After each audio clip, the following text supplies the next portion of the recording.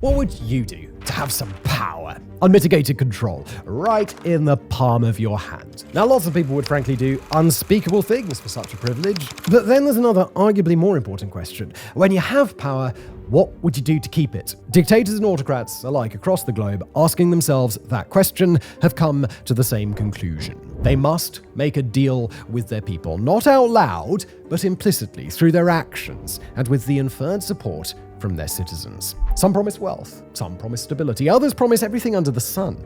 And today's topic is going to take us deep into the weeds of power politics, investigating the very fabric of what holds authoritarian regimes together, and eventually, how it all just comes apart at the seams. A deal with the devil.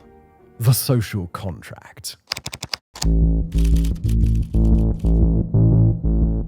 The first modern philosopher to articulate a detailed social contract theory was Thomas Hobbes, a political philosopher who was alive during the 16th and 17th centuries in England. According to Hobbes, before the concept of a nation came to be, people lived in a state of total anarchy known as the state of nature. Sounds like a libertarian dream, doesn't it?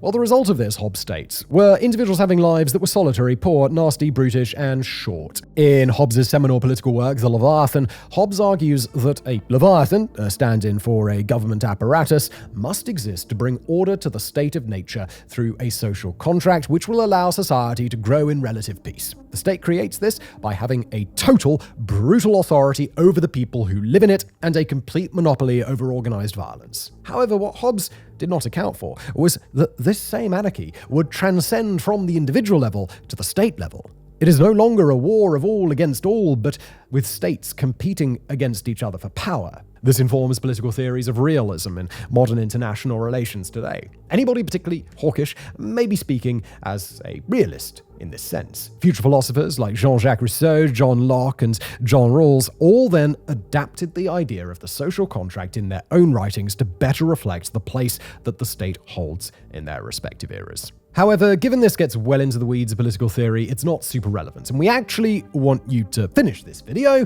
so we're going to stick with Hobbes' framework when we're talking about a social contract today. Not in the sense of a state providing solace from anarchy, but in the simple concept that people within a society must collectively choose to sacrifice something for a greater benefit. In Hobbes' case, that is freedom for safety. However, in the modern day, certain autocratic entities have created their own informal bargains that they've made with their citizens in order to hold on to their power. But who are some of the many dictators playing Hobbes and Rousseau in real time? What do their own social contracts offer to their citizens, and does it always work? To find out, we must visit the man whose social contract has kept him in power for a generation, Vladimir Putin.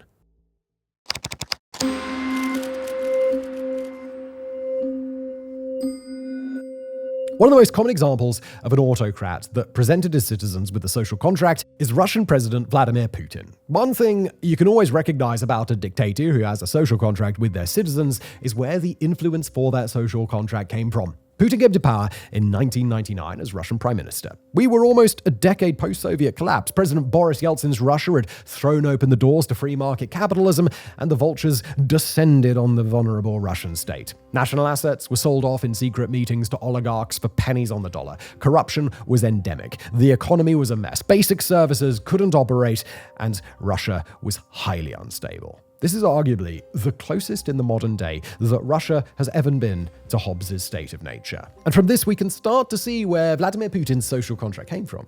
He had risen to power in a country that was unstable, corrupt, militarily weak, and potentially even revolutionary. Just ask Chechnya. It makes sense then that Putin is a counter-revolutionary. It makes sense that early in his reign, he attempted to crack down on the corruption in his country. It makes sense that he tried to bring national stability and national pride back to Russia through the Second Chechen War. Putin also strengthened federal institutions, undermined independent ones, and crucially, depoliticized his population. This is where Putin's social contract was born.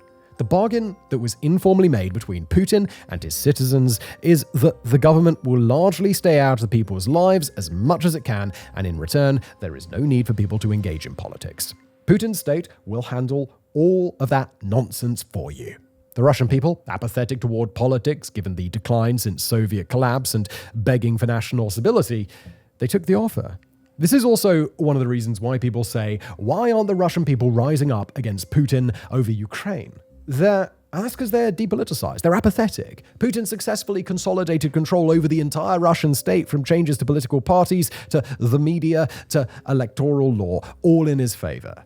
When put up against the might of one of the strongest countries in the world with near endless resources that openly and flagrantly demonizes political activism to the point of illegality, it becomes easier for the average Russian to just take the deal.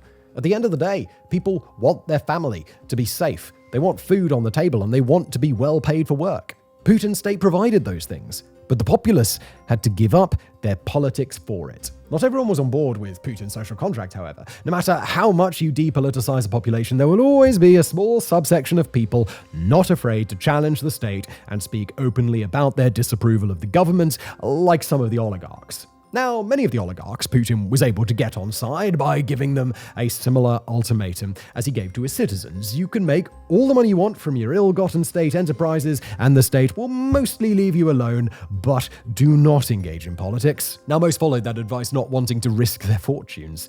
But some did not listen, and Putin felt compelled to act. A politicized populace is bad for Vlad, but a wealthy, politically motivated oligarch could be far more dangerous to Putin's immediate regime security. In 2003, Mikhail Khodorkovsky, a politically motivated oligarch and former head of the Yukos, one of Russia's largest oil companies, was arrested on charges of fraud and tax evasion. In reality, Khodorkovsky's only crime was funding opposition parties and criticizing the Kremlin. Khodorkovsky's assets were seized, and Yukos was broken up. But that wasn't all. In 2013, 1990s Russian political kingmaker and Kremlin-critical oligarch Boris Berezovsky was mysteriously found dead in his flat in Ascot near London. Far be it from us to blame Putin for this total accident, but given the willingness of Putin in the years hence to target people living in the UK, it wouldn't be a huge shock to find out he was involved. These two cases, 10 years apart, tell the story of Putin's social contract and sends a clear message to other powerful people in Russia.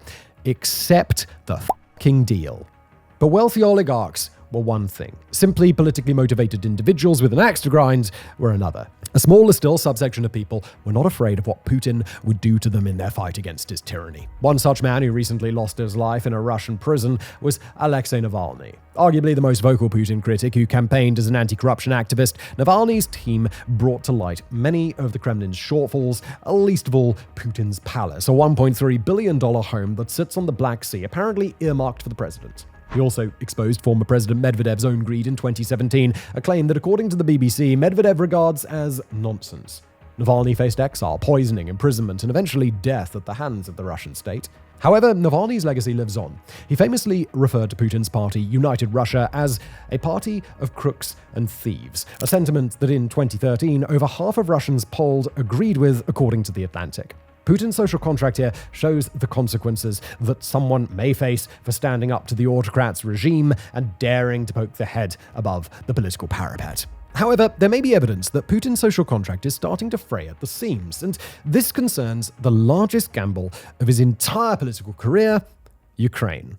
As a 3-day special military operation became a 3-year and ongoing quagmire with thousands of Russian deaths every month, Russia's invasion of Ukraine posed a particularly difficult challenge for Putin, which he did not expect. How was Putin supposed to gather the soldiers he needed to fight? Here we see where Putin's focus on regime security trumps the social contract, and thus we got Russia's mass mobilization in September of 2022. The social contract had been broken. How was Putin supposed to justify his citizens' depoliticization when he was sending their sons, fathers, and brothers to die in an innately political war? This was only made worse since the Ukrainian counter-invasion of 2024, which has started to bring the conflict home. The rally around the flag effects of the war has bolstered Putin's approval ratings for now, with Statista reporting that his rating has scarcely dropped below 80% since the war began, although certain groups are becoming increasingly disgruntled as the war goes on. You may remember Putin being grilled by the mothers and wives of mobilized soldiers in November 2022, but the Council of Mothers and Wives, as it had been named, has not gone away. In late 2023, The Guardian reported women outwardly protesting against Putin. One woman was quoted as saying, "We want a total demobilization. Civilians should not be engaged in the fighting." She went on to say, "There are many of us, and our numbers will only grow." As the war goes on longer and those at home in Russia get more frustrated with how slow the war is going, Putin's support will continue to drop and his population will increasingly turn to political means to call for change. Putin's social contract has lasted a long time, but Ukraine has provided the biggest challenge to it yet. Putin is forced to either face significant manpower challenges on the battlefield or the increased politicization of his citizens at home. Neither are good for the president's overarching priority, regime security. It remains to be seen whether further major mobilizations will take place, but given the Kremlin's reliance on volunteer battalions, climbing wages for soldiers, and the now incorporated Wagner Group, it's clear that this is a step the Kremlin does not want to make. The politicization genie is very hard to put back in the bottle. When peace eventually breaks out again, Putin will have a challenge to return politicization levels to the way they were pre-invasion, if that's even possible at all. But Putin's not the only autocrat who has laid out an extensive social contract that has endured despite it being the most successful. One autocrat in particular has taken a lot of pages from Putin's playbook, and that is Saudi Crown Prince Mohammed bin Salman. Mohammed bin Salman's rise to power has been meteoric and well documented. Despite being a relative outsider for the throne, he first secured his own father's position as crown prince before ousting his political rivals and becoming the de facto leader of Saudi Arabia in his 30s when his father's health began to decline. MBS's social contract arises from both his personal experiences and the political situation in Saudi Arabia before he came to power. In this, we can see how MBS's social contract facilitates his vision for the kingdom. The situation in Saudi Arabia pre-MBS was one of immense wealth, but at cost. Saudi Arabia had the second largest oil reserves on Earth behind Venezuela. It is an oil juggernaut in every sense of the word. Saudi Arabia has long had an extensive economic dependence on this oil, which has fueled both its domestic and foreign policies. In the kingdom itself, there was already somewhat of a social contract in place. The Saudi royal family was to govern exclusively, and in exchange, citizens of the kingdom would benefit from a generous welfare state, including free education and healthcare, as well as subsidized utilities and fuel. The public sector was also the largest employer in the kingdom. With Saudi government jobs came high salaries, job security, and benefits. However, this dependence on oil still persisted, as did the highly conservative social policies of the state. Secret religious police roamed the streets, and women's rights were curtailed under the Wahhabist-supported regime. MBS had grown up on the outskirts of power in the capital of Riyadh, where his father was the governor. It appears that the young prince had seen the writing on the wall. Saudi Arabia needed to modernize in a way that fit with the new generation. Saudi's population pyramid shows a large proportion of its people are under the age of 30. Similarly, the unemployment rate for young Saudis between 15 and 24 was 30% in 2015 when MBS came to power. By 2023, that number decreased to just over 16%, a sizable reduction. MBS framed his social contract alongside a campaign of modernization and building a future for the Saudi state with his Vision 2030, the aims of which, according to the project's own website, are to create a vibrant society, thriving economy, and an ambitious nation.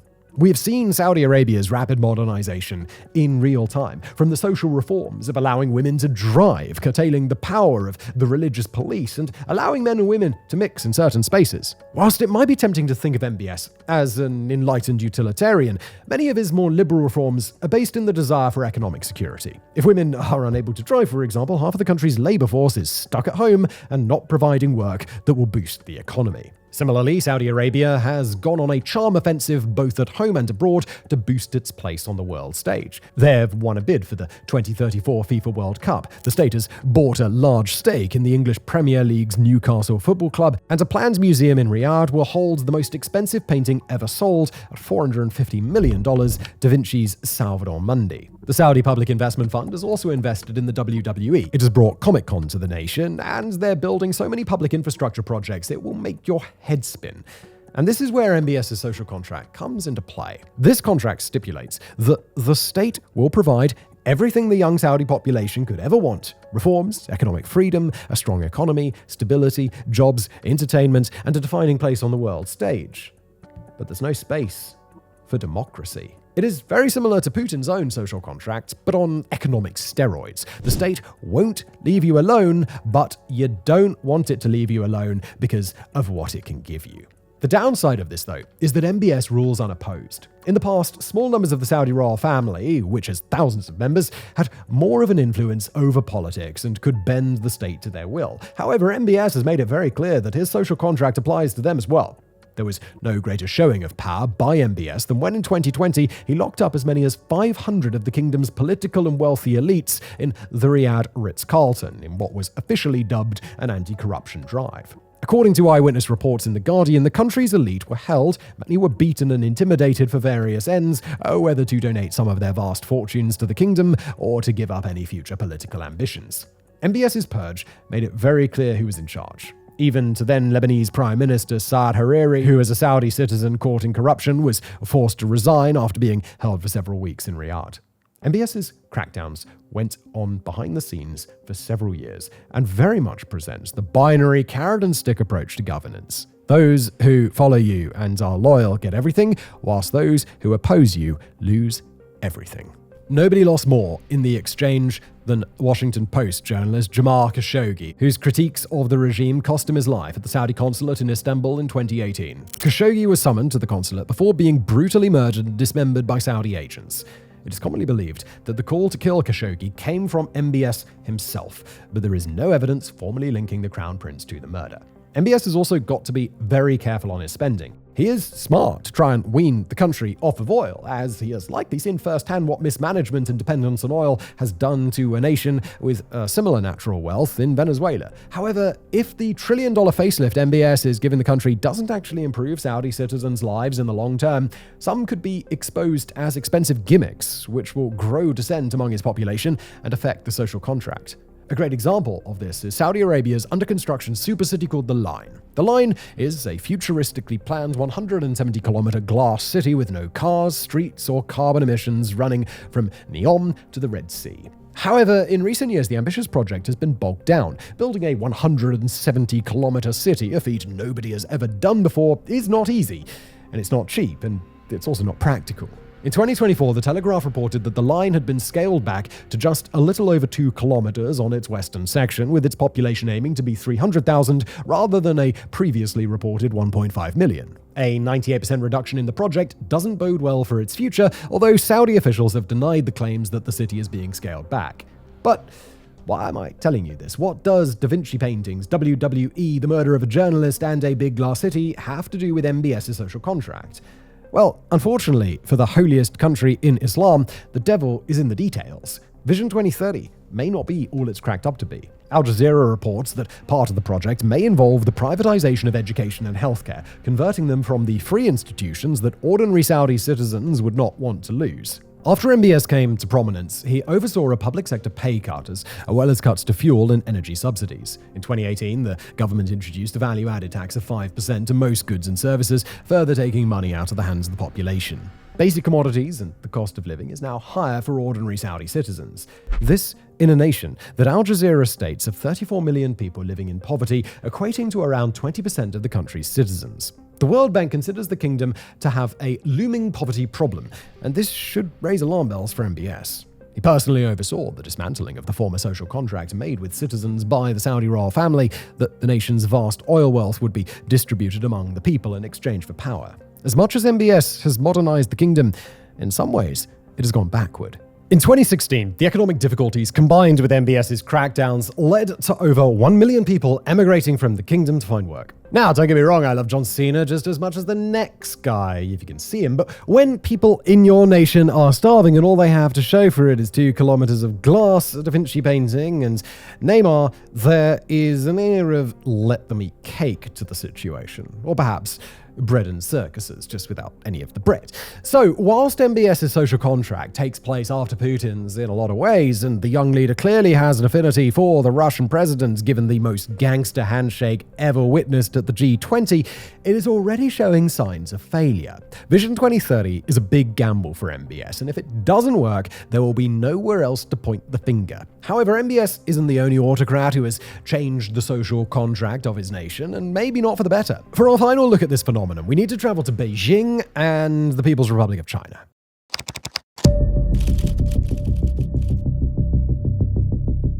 Communist Party leader and de facto president of China, Xi Jinping, casts a large shadow. He is the leader of the fastest growing economy on Earth. China is flexing its muscles across its borders and has over 1 billion citizens all trying to get by in an increasingly technocratic society. A social contract is almost implicit by the nature of running a country with so many people in it.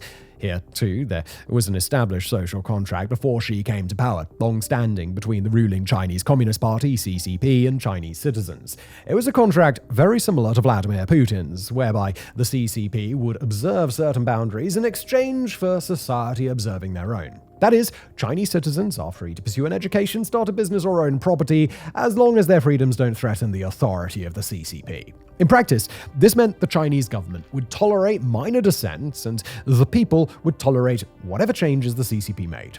It was smart for the party to keep the country divided through policy, but still growing to avoid mass protests.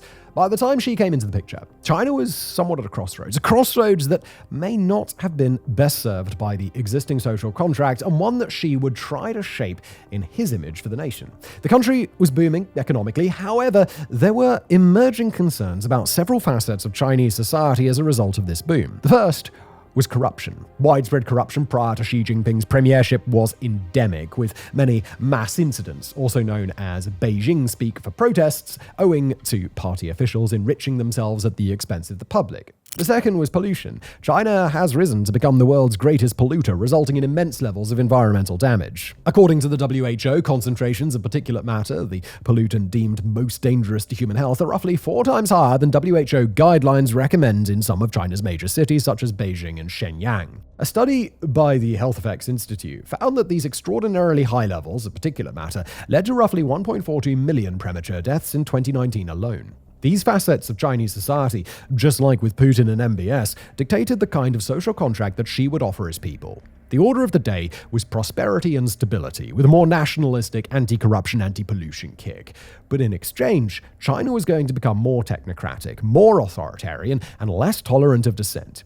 These have largely been principles that Chinese citizens have lived under since Xi's ascension to CCP chairman. According to the Council on Foreign Relations, Xi has been able to successfully implement some climate reforms, such as lowering air pollution and increasing air quality. Other actions are also commendable. According to BP's 2024 Energy Outlook, China alone is driving the global decline in coal use. Similarly, Xi has introduced anti-corruption measures to weed out crooks in the state system through new laws, the establishment of institutions to investigate corruption, and cracking down on CCP officials' lavish lifestyles. This has been broadly popular amongst the Chinese citizenry for obvious reasons. As for nationalism, Xi has touted the China Dream and been aggressive in China's interests in Kashmir, the South China Sea, and Taiwan. The People's Republic increased its military spending, which has allowed Xi to puff out his chest to other world powers. But Xi's social contract has seen major disruption and challenges in its implementation, leaving citizens angry, with even more frequent mass incidents occurring in the decade since he's come to power. Economic growth, after exploding in the 2000s and early 2010s, has slowed down, squeezing the middle class and hurting those in poverty. China's real estate crisis had only served to rack up more debt for large developers and has led to economic instability in other connected industries. China is definitely still growing, just slower than before, with a GDP growth rate in 2022 of just under 3%. This relative loss of confidence doesn't buoy the most important part of Xi's social contract, and that is prosperous stability. Income inequality is common. China is only second to the US in the rate of billionaires in the country, and despite the incredible efforts to lift hundreds of millions of people out of extreme poverty, 13% of the nation still live below the poverty line, according to NPR. Now, freedom is obviously constrained, but the limiting of people's rights can only work if that stability and economic progress are delivered in exchange. This is why, according to Freedom House, protests increased across the country in 2022 as China's economic struggles continued. The state's technocratic control and surveillance of citizens' lives will also be sowing discontent among the populace. Xi's anti-corruption drive has been criticized as selective, often targeting Xi's enemies and detractors. The BBC reported in 2024 that China's corruption problems are endemic, especially within banks and the People's Liberation Army. Politico reports that Xi has been purging his enemies through anti-corruption measures ever since he got into power. What's more, it's evident that Xi's anti-corruption drive isn't working. The Corruption Perception Index gave China a score of 40 out of 100 in 2013, 1 year after Xi came to power. In 2023, a decade later, China's score was 42. It's clear Xi is focused more on holding on to power than he is actually weeding out corruption. Xi's consolidation of power also goes against the social contract's core tenet of stability. Xi is 71 years old and he's not going to be around forever, but his abolition of term limits in 2018 means that when his time does come or he is replaced, the lack of a transitional framework will cause instability at the precipice of Beijing's seat of power. Moreover, you have a population who, following mass protests in 2022 thanks to Xi's zero-COVID policy, are arguably the most united they have been against the government since Tiananmen Square. During the pandemic, millions were confined to their homes or in field hospitals, many of whom died in extremely dangerous and unsanitary conditions. It gave a businessman in Shanghai the same reason to be angry as a Uyghur in Urumqi, when usually neither of them could find common ground.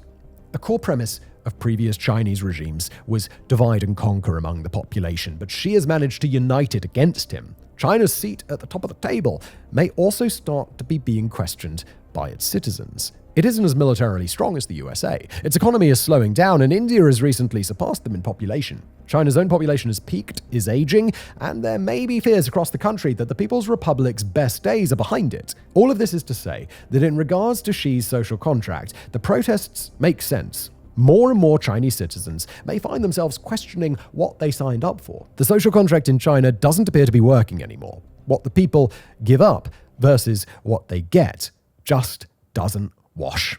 Social contracts are a funny thing because 99% of the time they go unstated. As an informal, non-verbal agreement between an autocrat and their people, it can work to keep populations depoliticized, ensuring there will be no revolution ending in the autocrat's head on a stick. However, the social contract game is a dangerous one for any dictator to play. There may well be lofty ideals and state craftsmanship when these leaders get into power.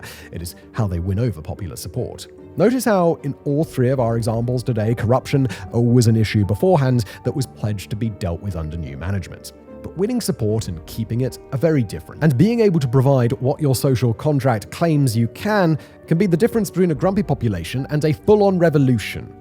But the only constant in this world is change. Autocrats, in a bid to secure power for life, wealth beyond their wildest dreams, or a national legacy, will always push the envelope as far as they can, eventually warping the agreement until it becomes untenable for the people. That just leaves one question. How messy does it get when the envelope bursts? Thank you for watching.